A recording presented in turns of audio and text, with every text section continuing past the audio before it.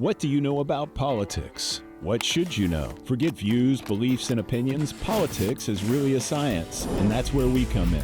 Welcome to Inside Political Science. I'm Kirby Goodell. I'm Todd Kent, and we're your guides to what's actually happening in politics. We're using our years of experience to navigate political data, media, money, behavior, and more to educate and inform you.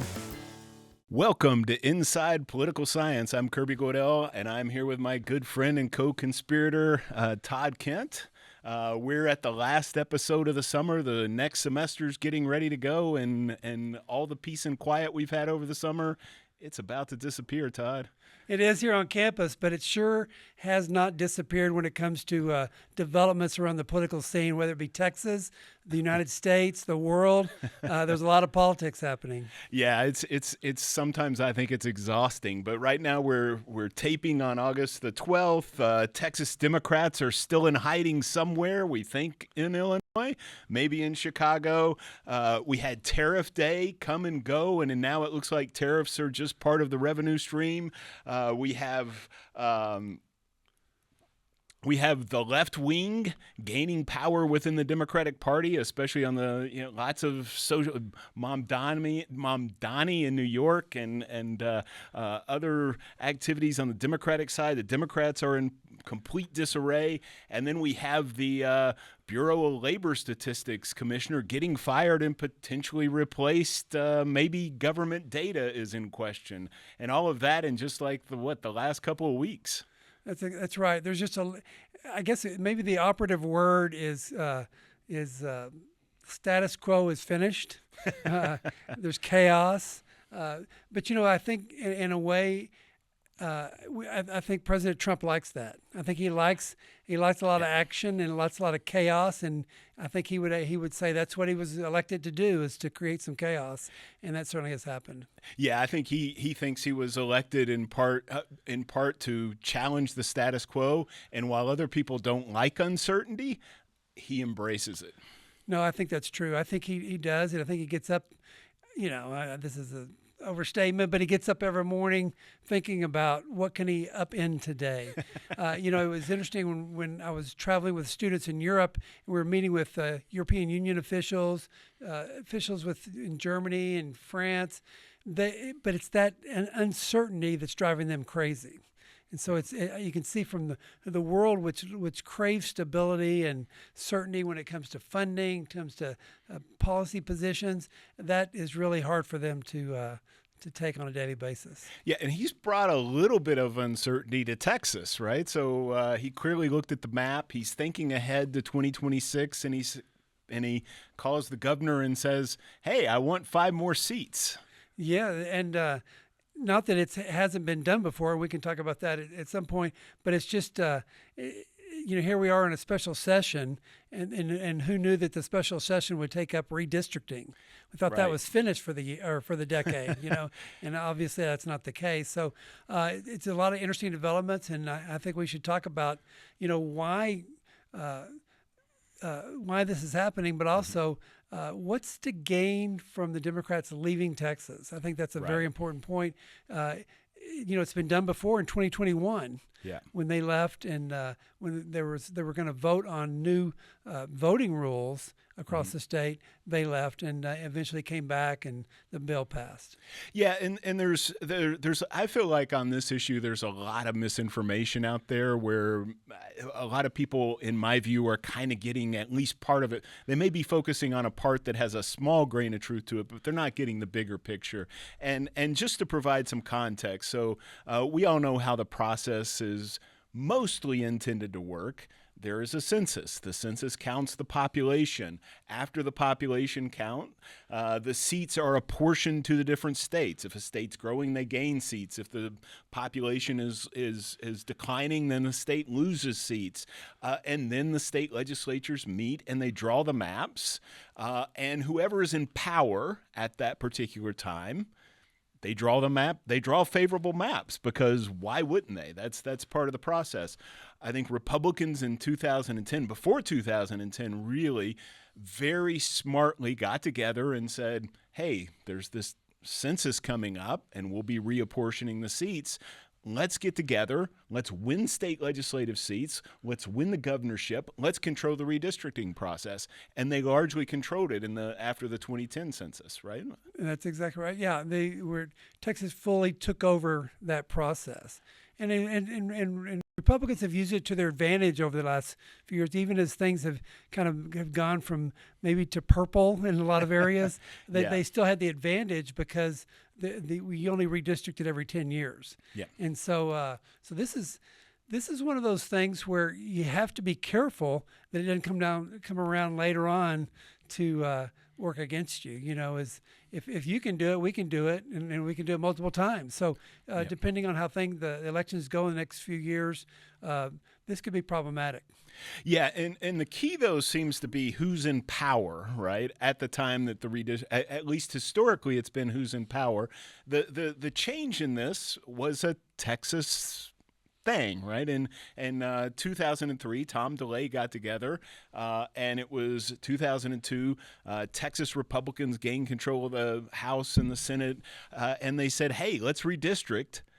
It wasn't clear at that point that the courts would allow this sort of mid-cycle redistricting that wasn't court-ordered, and the court said okay. Since then, it's been perfectly legal.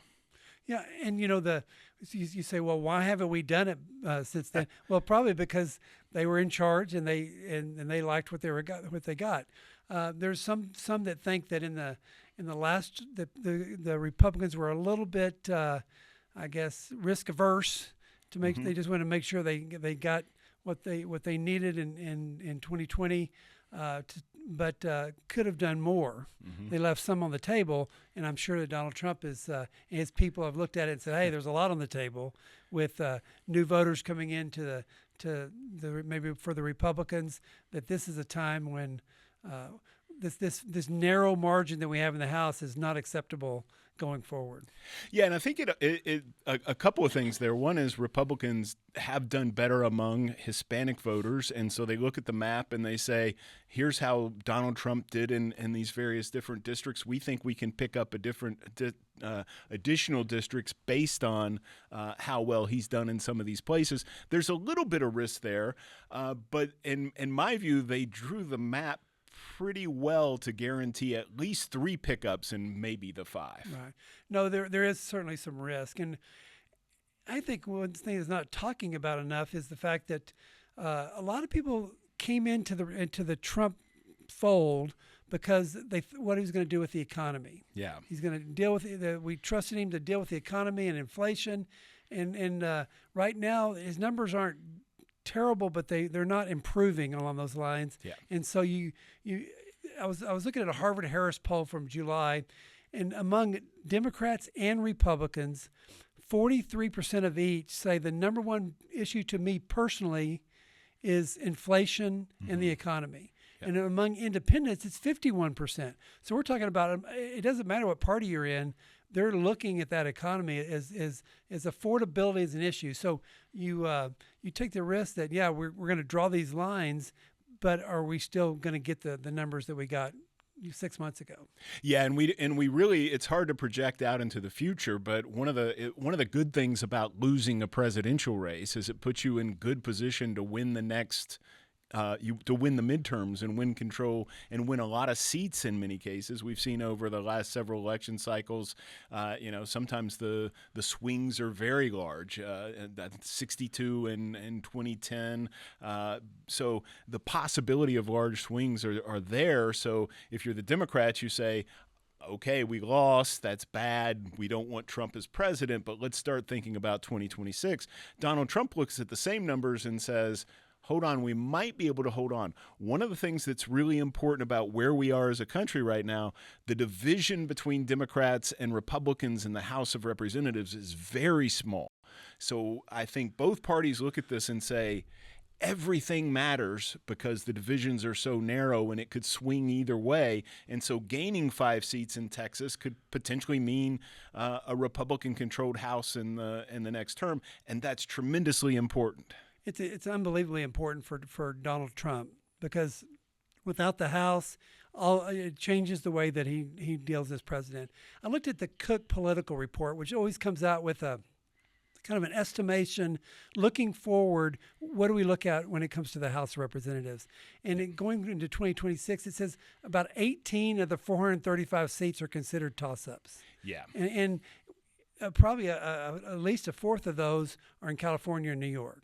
Yeah. And so it's going to, that could change. So, and also it's going to, some people will drop out of the race and we'll have new people getting in, but that's an early look. That's how close it is. There's 18 seats, and whoever can kind of gain a majority of those is likely to control the House. Yeah, and the danger, some people have talked about the danger, and like I mentioned earlier, I think this is a pretty good map for Republicans. I think they did a much better job drawing it than I would have thought, because when you move, if you take Republicans from one district and move them in another that a Democrat is currently winning in, potentially you make that other district vulnerable. But to your earlier point, if we look at the economy and we say, well, what's going on with inflation? What happens if tariffs are starting to really be felt in terms of inflation? What happens if Donald Trump's numbers go down? If there's a big wave election, it does put more of those seats at risk. It does. And, I think what you'll see what they're looking to do is to take, rather than the Republican winning 65-35, what if the Republican wins 57 to 43, and we take that 8% and move it over here, and we do that a couple of places, and all of a sudden we have a new district that we can win, the Republicans can win. So I think that's the kind of the calculus they're going through to make sure that this it doesn't turn against them. And one of the things that people talk about as well, this is okay because Democrats gerrymander too. And there is truth to that. And one of the challenges that Democrats have in responding is where they have full control, they've already done a pretty good job gerrymandering those districts and minimizing Republican influence. And so that leaves them not as many places where they have room to play. So that's one of the challenges that the Democratic Party faces, right? Well, it's hard. It's hard for them to say, hey, we've never done this, or we don't do this, and you guys are bad for doing that. And I think that's been a problem. So their messaging in this whole thing is kind of difficult for the Democrats. And, and we talked earlier, you and I, about why. So what do the Democrats hope to gain by leaving the state and holding up the vote on this in Texas? And I thought you were exactly right when you said that probably the number one thing is to shore up their base. Yeah. And two is to raise money. Yeah. This is a chance to kind of the nation look at Texas and look at the Democrats and say we need to fund these efforts because they're fighting back. Yeah, and it really is important, I think, and we'll bridge over to this conversation as we move through this. But there are a lot of Democrats who feel like Democrats are getting rolled. And daily, they're not fighting enough, they're not doing enough, they're not challenging Republicans enough. This gives them an opportunity to say, hey, we're fighting back, we're doing everything we can. That probably doesn't play that well to the Texas audience, I wouldn't think. The Texas Democrats, I'm sure they're very supportive, but I think that's really a national level message, and it's a message to fundraisers. It's a message to activists that the Democrats are continuing to fight, and they're trying to challenge this this effort to gain additional power. I was looking at a poll from this summer from NORC out of Chicago, at the University of Chicago, and they asked Democrats, what do you like and dislike about your party? Yeah. And what they dislike is they said that they're weak and ineffective. So this is almost a first step into say, look, we may not win this battle, but maybe we're not going to look weak and ineffective. Yeah. And it remains to be seen, though. My kind of opinion is that people get tired of this. At some point, they're going to say, "You need to come home and do your duty." And so I think there may be other ways to fight that as opposed to fleeing. Yeah, it's hard to imagine that the Democrats ultimately win the fight. Right. It's hard to imagine that ultimately, so then it goes to the courts and the courts will decide. What we know from the courts is that they've largely allowed partisan gerrymandering. They've allowed the parties to do it. What we also know is that when we look across the nation, the balance of what happens because of gerrymandering is pretty close to zero, but that's because everybody's doing it, right? And it raises the question of whether we should be gerrymandering, but it's not this. It's not the fact that Republicans benefit way more than Democrats from gerrymandering. That's been true in the past. That was true after the 2010 census because they were very smart about how they went about it. But right now, the difference between the percentage of vote that a party gets and the seats that they control is about plus or minus two seats. Right. Not that big of a deal. You know, I think we're seeing there, and as we talk about data, the availability of good data now makes it hard, it makes it easier to draw maps to your advantage, but also everybody knows what the numbers are, and so it is interesting that it would be that close. Yeah. But it's not going to be exactly right because you're dealing with 50 states and how they draw the maps. But I think. You hear a lot, even in my classes, I hear students saying, well, we need a commission, an independent commission. And I always ask, well, who's going to be on that commission to make it independent? That it's almost the way that it was designed by, over time was that to the winner gets the spoils in a way. Yeah. And if you want to control that process, you need to win elections in your state. So I think we'll see that come to the head again. Yeah, I think the different thing about redistricting today and about gerrymandering today, there are a few things that I think are really important. One is partisan voting is more predictable. There's less people who are splitting their ticket and voting for Democrats at the local level and Republicans at the national, and vice versa. So Congress versus the president in that case. The technology is so much better, right? We can so much better identify households and put them in one district versus the other. We have increased national stakes in terms of which we've already talked about. Because of the narrow division in the House, both parties believe everything matters in terms of how it plays out, and more states are actually controlled by one party. So in the past, you might see a lot more divided government across the states, which made it difficult to gerrymander. And now you look across there are just fewer and fewer of those states out there. That's true. I mean, you see, for any number of reasons over the years, you've seen this kind of sorting take place among states, but also especially within districts, where you get a mass of people like-minded who kind of a lot of the suburbs are like that, and rural areas are certainly like that, where people and they vote away, and it's hard to divide them up. Yeah. And so states have done, where they you can either pack them or stack them. You know what I mean? You try to find some way to divide it to your advantage. Yeah, and one disadvantage that Democrats have historically had is the way they live. And this is not a knock on Democratic lifestyles. It's Democrats tend to live in urban areas. They live in tighter communities. They live in more population-dense communities, whereas Republicans are more spread out, more likely to be in rural communities. That makes the redistricting a little bit easier if you're on the Republican side to get an advantage just by the way they live. Straight up, not even any gerrymandering at all. There's a structural advantage to the Republican Party because of living in rural communities. That's exactly. If you look at the congressional map in most large cities, it's very broken up, and it's very tight and contiguous because there's more people living. It's denser, and it's certainly right. Whereas the rural areas and the suburbs, you have a lot ways you can move it to your advantage. Yeah. One sort of last thing, and one thing that I keep hoping that maybe people will talk about is maybe we don't need single-member districts. I think this sounds like a very radical idea in American politics, but I think maybe the time has come that we think about why district at all. Let's just do proportional representation. Then we know that the voting matters and the voting is reflected in and the outcome. I don't know whether we're ready for that, though. Yeah, it's interesting. Spending a lot of time talking to political figures in Europe.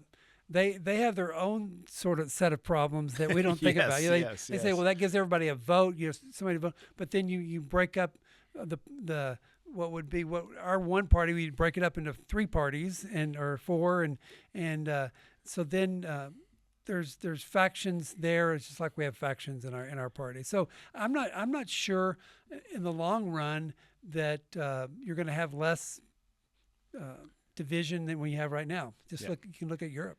Yeah, no system fixes all your problems. Well, that's all the time we have for this part of the show. When we come back, we'll talk a little bit about the Texas Senate campaign and some of the other things that have been going on.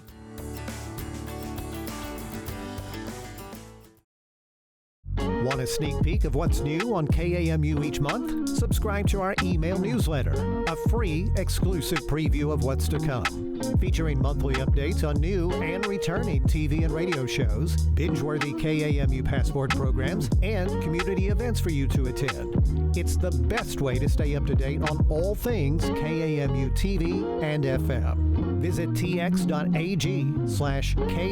newsletter and subscribe today. Hey, this is Jay Sokol. Are you watching or listening to Brazos Matters yet?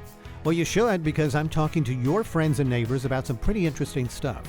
Road projects, policing trends, redeveloping old parts of our community, preserving sites you didn't even know had an amazing history, what your doctor should never say to you, and lots more. Catch Brazos Matters on KAMU Radio, KAMU TV, YouTube, or wherever you get your podcasts. Welcome back. We were talking about redistricting, and one of the things that I think I've been fascinated with that I don't think people have kind of hit on the way that I think they should is the fact that we have a Texas Senate primary, a competitive primary where we have a challenger who fits more in the Donald Trump mode and more of a Republican establishment incumbent.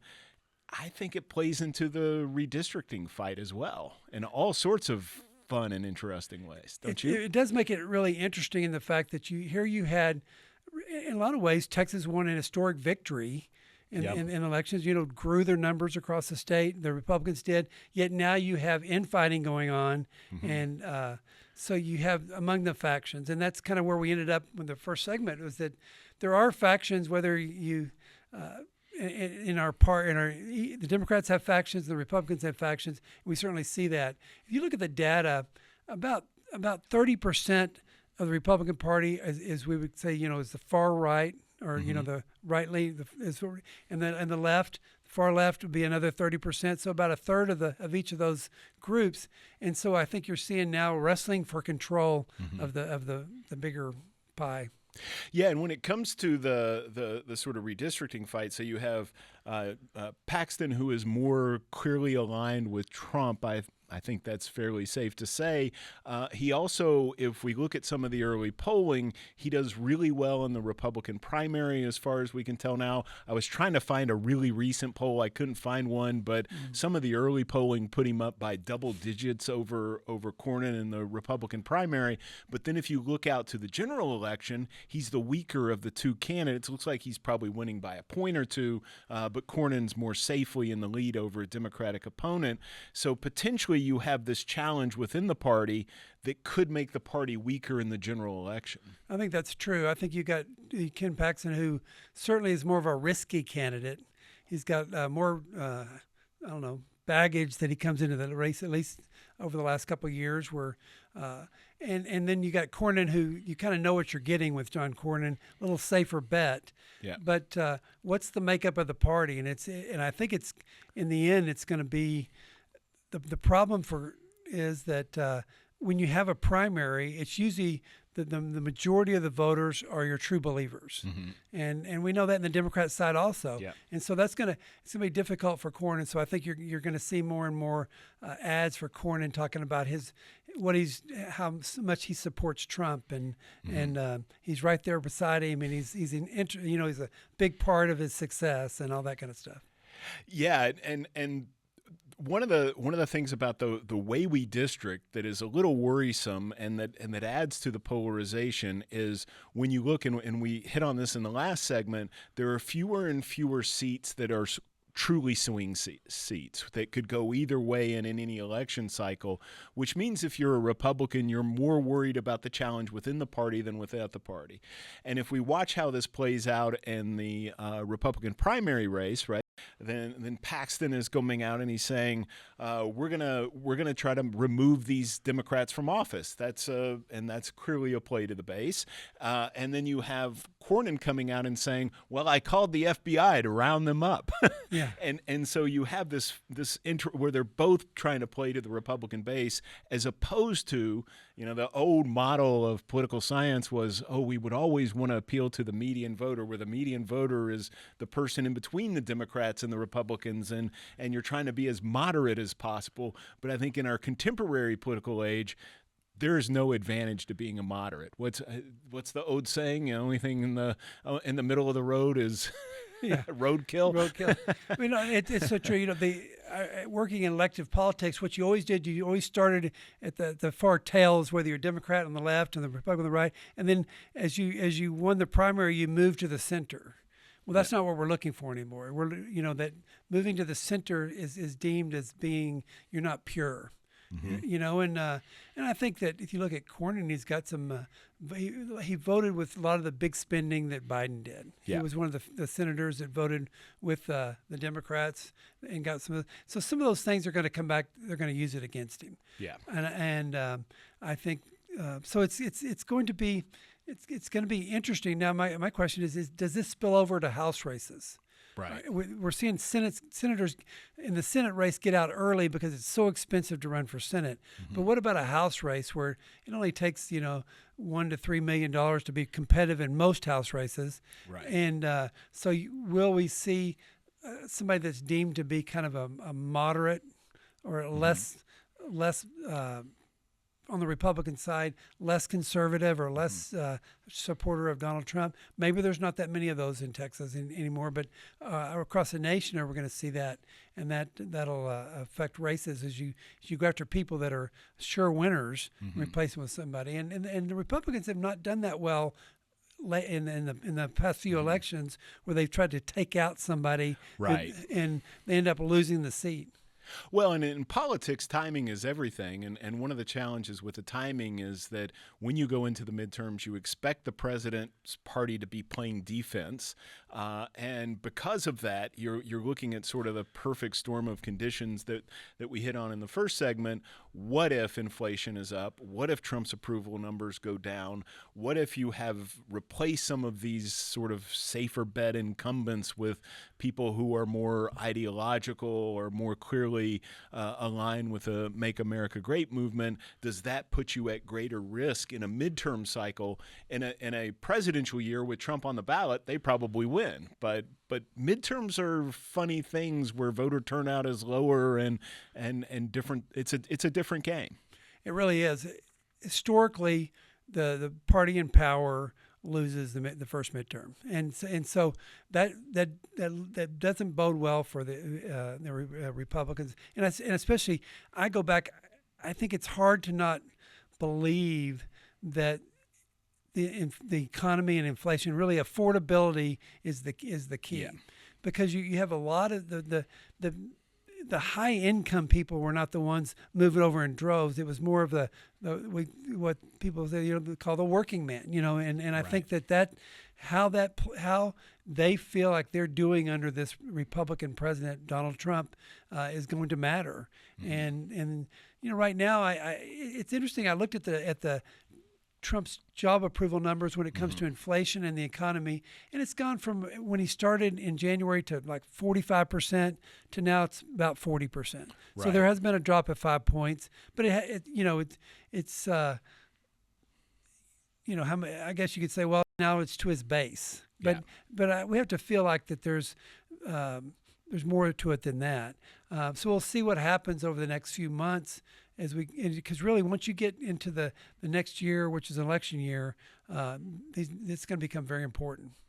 Yeah, and on the polling numbers, Trump's polling remains remarkably stable, kind of overall. But as you said, if you look at if you drill down and you look at the issues, his numbers don't look as good on some of the specific issues, and that's a potential threat to Republicans going forward, especially if the tariffs become a problem and if inflation increases. And I think this is what's so difficult for everyone is nobody knows what's going to happen with the tariffs. No. I mean, economists kind of like we on this scale we haven't ever seen this much uncertainty.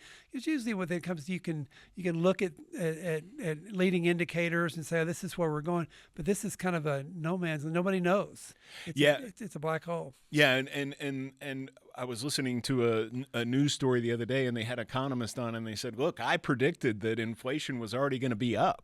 So he said, I think we're still moving in that direction, but right now a lot of the companies are absorbing these costs, but eventually they're going to pass them on to the consumers. And the question then is when, and will it be before 2026? Because if the costs are increasing, someone has to pay the cost. Yeah.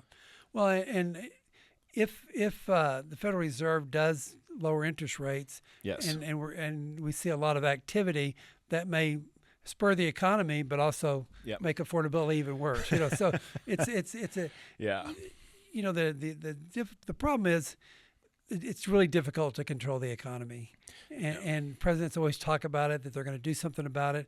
The problem is you most time in politics you want to underpromise and overperform, but when it comes to the economy, usually you overpromise and underperform, whether you're a Democrat or a Republican, and it's a problem. Yeah, and on the tariffs, and we can talk more about tariffs in more detail in the future because I want to talk about what's going on the Democratic side. But one of the things that has surprised me on the Democratic side, and I saw Mark Cuban put out a tweet related to this earlier. Why aren't Democrats just embracing the tariffs? They're bringing revenue into the federal government. And when you bring essentially the criticism of the tariffs during the campaign was that this is a Trump tax and it's going to generate income, but the American public is going to pay for it. Democrats, this is your chance, right? Pay for the goods you want. Pay for the, pay for entitlements. Increase program spending. Push that way, and they've not taken that tact yet. Well, looking at the poll I was talking to you about earlier, the Democrats, what they like about their party is it's good for the people. It's for the people, and I think that goes right along with that's what they want. And so I think that may be a good message for them. Say, look, we have all this new revenue. Yeah. And don't give it to the rich people. Let's spend it on things that we said in the past were too expensive. Yeah. On the Democratic side, as we look out into the midterm elections, they have their own set of issues, including most visibly in the New York mayor's race, where Mamdani won the mayor's race as a socialist candidate, which has a lot of the more centrist Democrats worried, but also puts to light this really fundamental distinction between the Democratic Party, between a progressive left, which wants more radical change and wants it more quickly and wants a more ideological purity, and a more centrist, pragmatic center of the Democratic Party, which is more of the party establishment. I keep thinking we're almost watching on the Democratic side what happened to the Republican Party after Obama won and the Tea Party movement arose. The Tea Party was as mad at the Republican establishment as anyone else, and it feels like a lot of the people from the progressive left are as mad at the Democratic establishment as they are at Republicans. Well, we've been waiting ever since the election to find out who's going to kind of take the lead and say, hey, we have some new ideas for the party. It looks to me, I agree with you, it looks to me like there's a group there that says this is the way, this is the new Democratic Party, this is what we need to do, and call it socialism, call it progressivism, call it whatever you want. Yeah. But this is the winning message, and that's kind of what. And now whether you can take that message that appeals to the far left of the party and kind of move it to more toward the mainstream of the party, it remains to be seen. But that is exactly what we see happening. Yeah, and we're also seeing it in a lot of the different primaries across the country. There's a feeling that the Democratic Party is too old. And so you're seeing these because this is the other part of this this challenge is that younger Democrats are challenging older Democratic incumbents all across the country in order to revitalize the Democratic Party. Yeah, I was looking at the numbers, party identification by males and females. Democrats have a problem with males, and it's across the board. Among females, they're really strong with those 45 below. So we would say younger females are certainly strong Democrats. Above that, the numbers, according to the research, is for females, it's about 50-50. So there's a problem. Now, the question is, does this help them with that demographic problem? Right. Is this something that's going to win the day when it comes to shoring up the female vote, but also going after the male vote?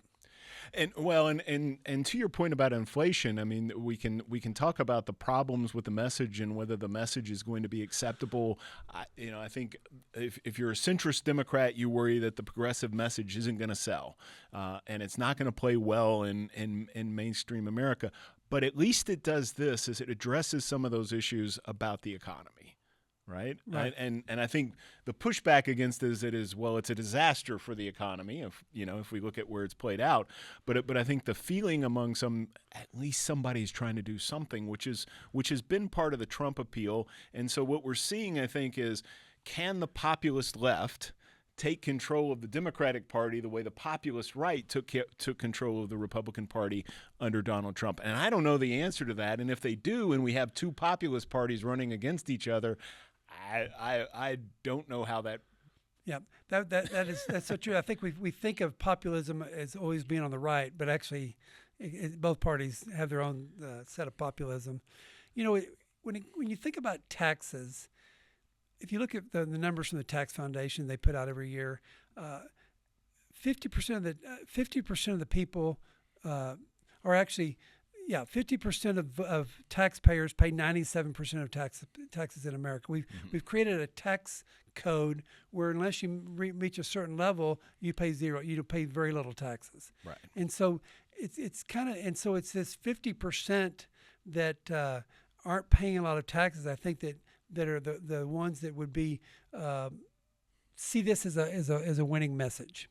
Right. That this is something that we can get on board with, and sure, it's a radical departure from what we would say we thought of as growing up in America, but it's certainly in line with what we see in other countries. That you have a socialist left that is strong in politics and driving a lot of the votes, but you also then you have the right that comes in opposition to that. And that's where you get even division across the world. And what you worry is if we move in this particular direction, what happens to the center, right? What happens to the people in the middle of American politics? At the end of the day, they have to make a decision, right? One decision can be to just stay home, but they're probably going to make a decision between left and right, but they may not be very happy about that decision if what we end up with is the ideological streams. And we don't know if that's where it's going, but there certainly are signs that there's a transformation going on within the Democratic Party. Right. No, I think they're trying to redefine themselves, trying to be relevant. And what I want to say is, as an outsider looking in, is to say, where are your new ideas? And maybe the socialist candidates are the new idea. But what ideas are you bringing to the table? Yeah. And I think that's a winning strategy for now, as opposed to leaving the state. And so I think that's not going to bring anybody to the table. So I think it's we're probably in a period where the Democratic Party has not redefined itself. It's trying to find that leader who's going to be the big spokesman. And right now, you would have to argue it's probably AOC, or somebody like that is the kind of the voice. That's who they go to. They're the loudest and getting the most attention. But is that the person who can take the Democrats and broaden that base and strengthen that base.